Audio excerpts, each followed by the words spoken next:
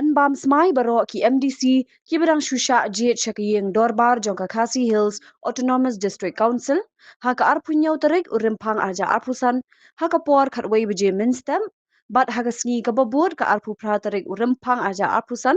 an pelong ya ka jingjet ya u chairman bat u CEM bat thamai jongka KHEDC